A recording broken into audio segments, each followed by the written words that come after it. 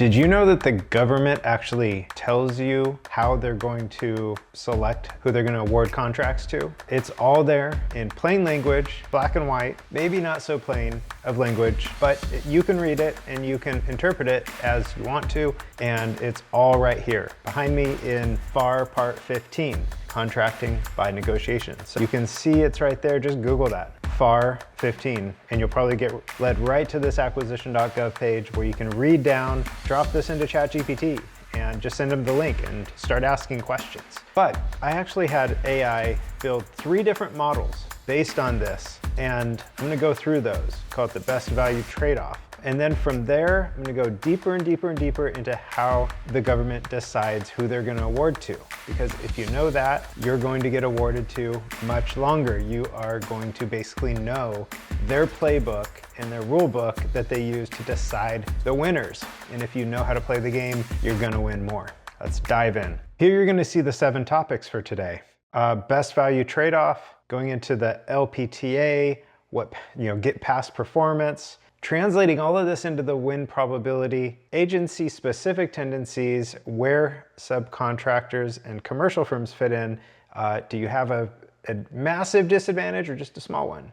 And then finally wrapping it all up in a section I'm just gonna call the hard truth. So now we're going into the best value trade-off, and here are some weighted models that ChatGPT came up with using FAR Part 15, and here are 3 options. I would just first evaluate what kind of project you're bidding on, and then ask yourself which model is the best fit. Makes the most logical sense that a buyer would use this percentage weighted breakdown to actually make their selection. So these are just basically criteria and then weighted percentages. Pretty straightforward, but what it does is it tells you, if I focus more on this, it's got a higher weight, it's gonna have more of an impact. If I nail it on the top couple of them, the bottom ones aren't as important. So here we go, let's jump right in. Model A.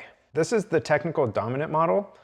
It's common in very complex services where the solution is front and center, IT, R&D, stuff like that. So you can see non-price factors are very high, 85%. Past performance alone is 25%, a quarter of it.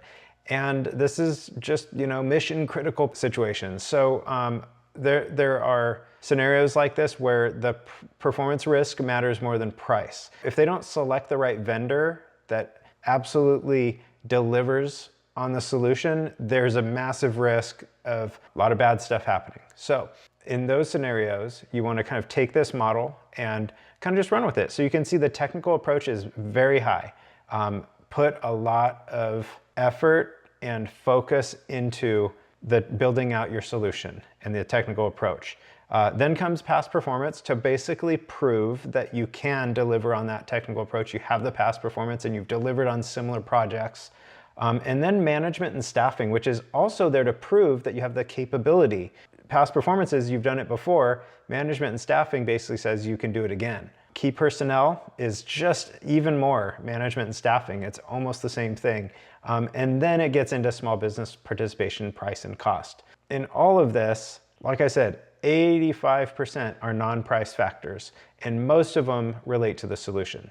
In Model B here, it's kind of a balanced trade-off. So in this one, if it's not performance heavy or technical dominant, then this is kind of the middle of the road option. And if you're not sure which model to use, just use this one. Can't go wrong. So price and non-price factors are roughly equal. Price is still really, really important.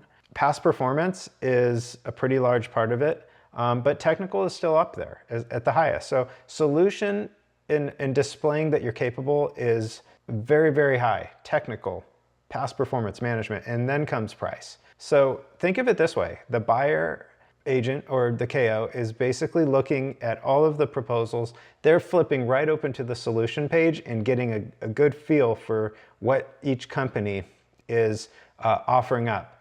And they're going to sweep right off the table the companies that are showing that they just don't get it. So be a company that gets it and that communicates really well that you get it and shows that you've done it in the past and you're going to be kept for the next stage of selection. You're going to make it through the technical part of it, then the past performance. You're going to basically be they'll be checking the boxes on you continuously throughout the process.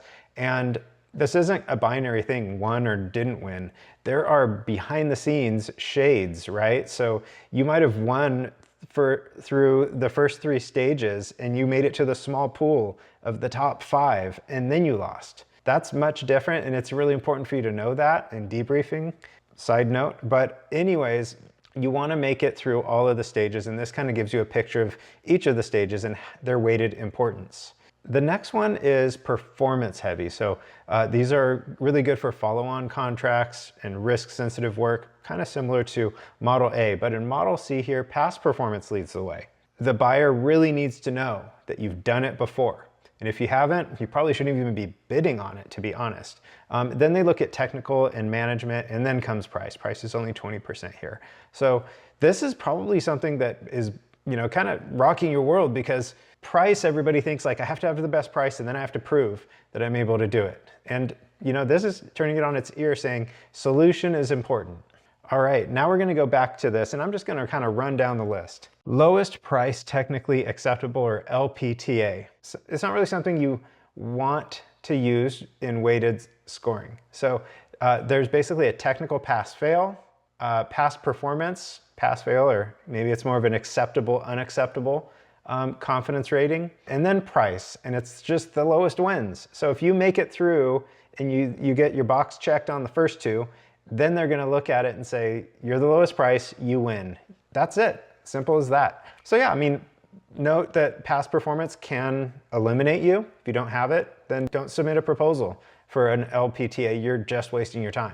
Yeah, that's about it. Price is probably the biggest one. Make sure you're hitting technical, make sure you're hitting past performance, then price to win. Third one here is, really what past performance really represents inside of that percentage weight.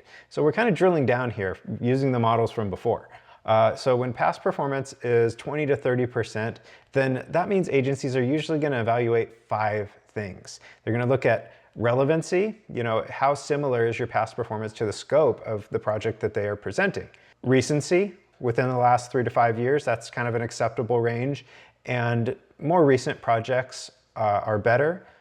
And quality is the third one. They're going to look at CPARs, of course. You may have some references on there that they'll reach out to. The fourth one is just magnitude and complexity. So if they're presenting a project that is just huge, it's a $100 million project, and all you're presenting on past performance are $2 to $5 million projects, that might cast a little bit of doubt on you as the provider to go with. And then just customer satisfaction. What's your history, your track record when it comes to that? They're going to basically do scoring tiers. This is how they do it. They have a whole proceduralized process where they're going to be substantially confident all the way down to not confident at all, probably like 5.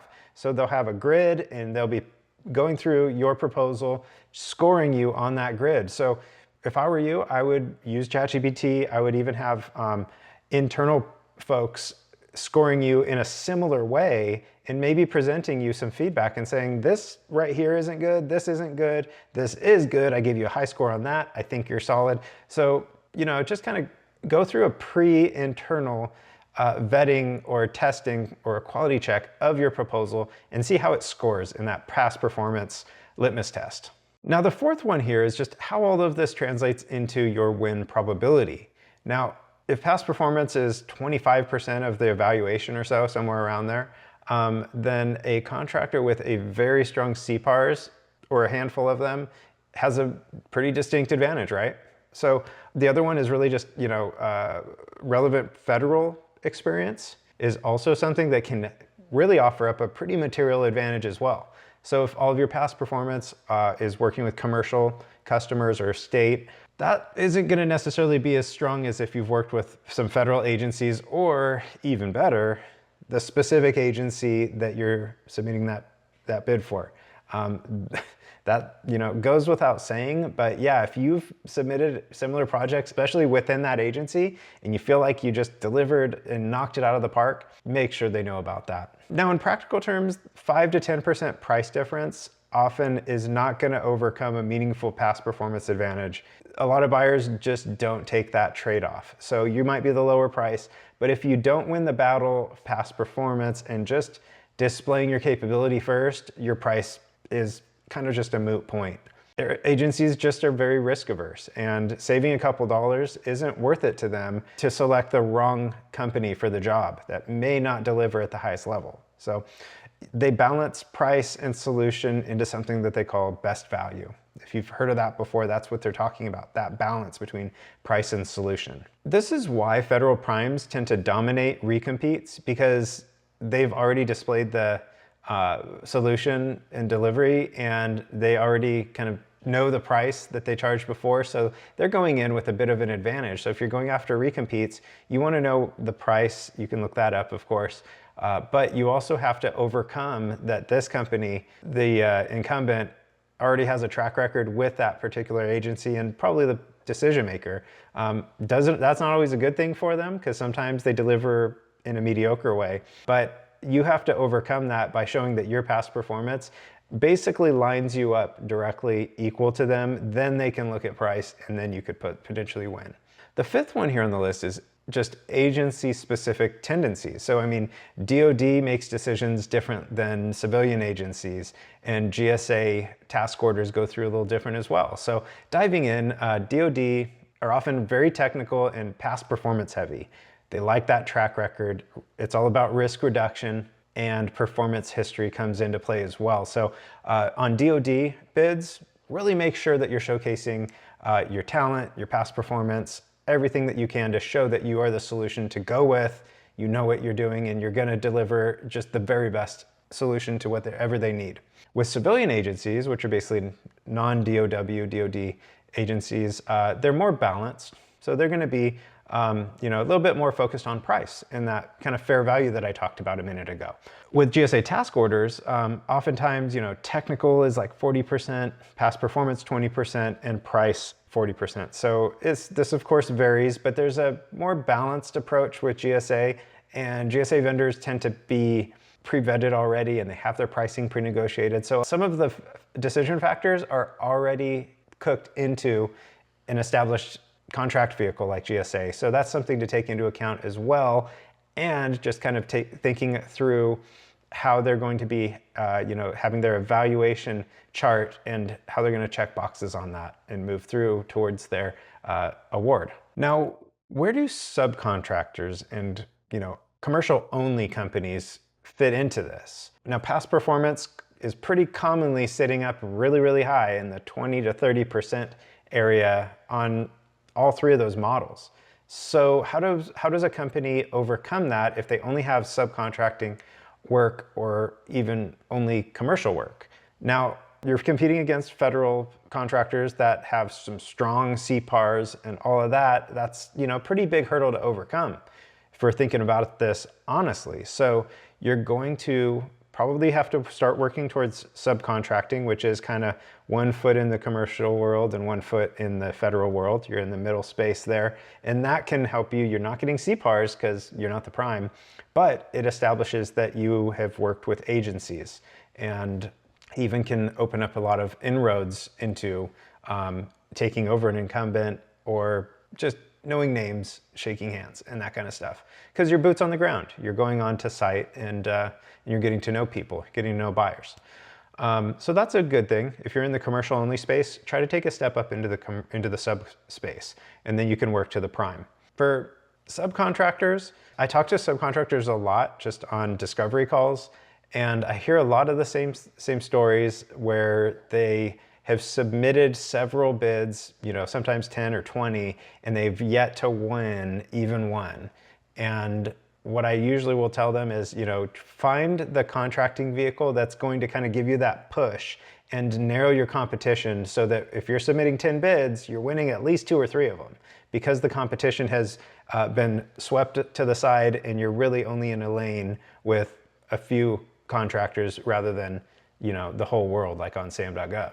So getting into GSA is usually the first place to look, but there also may be some other GWACs. There may be Oasis or Stars or some others where those might be the lanes. Maybe it's a nice little cocktail of different ones, GSA and Oasis, and put those together, and that's going to keep you really busy for years and years, and you're going to be winning at a really high, win rate within those. So just doing the research there and understanding the GWACs, the vehicles, is step one, and then talking to some specialists. So reach out to me if you want to know about GSA. That's what we do.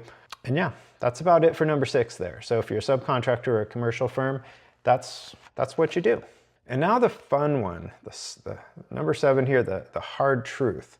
Now, in the best value trade-offs, past performance is going to rarely be on the low end. It's going to be very high up. Important criteria for the decision of who to award to.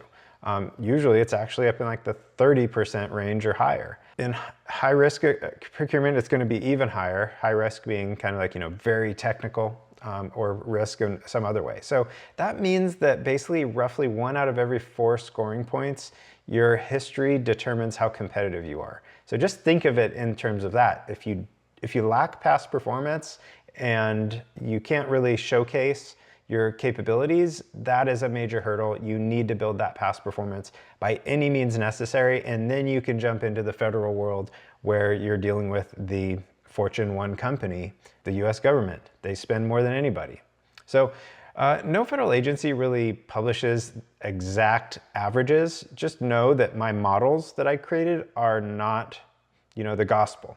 They are just models. They're predictive. The government doesn't release those. But go to part 15 and read through that and pull out important details that can help you, and just kind of get an evaluation plan. You write the proposal and submit it. That's, kind of like closing your eyes and swinging the bat. If you have a really solid quality control process and you have those models kind of built out so that you can understand what are the most important factors, the highest weights that we really need to nail these top 3, and then we're 50, 60, 70% there, then you're just going to notice a massive increase in your win rate because you're writing your proposals focusing on the right things. That's all.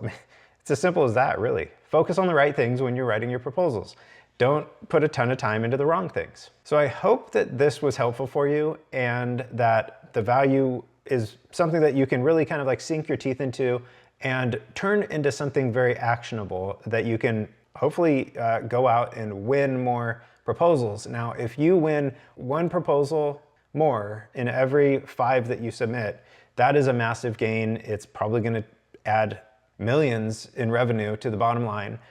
That's how you think of it. Small turns of the dial that can have really big impacts. So thank you so much, and hit the subscribe button below if you're liking these videos. If you have a comment, drop it in the comments. So thanks for watching. Have a great one.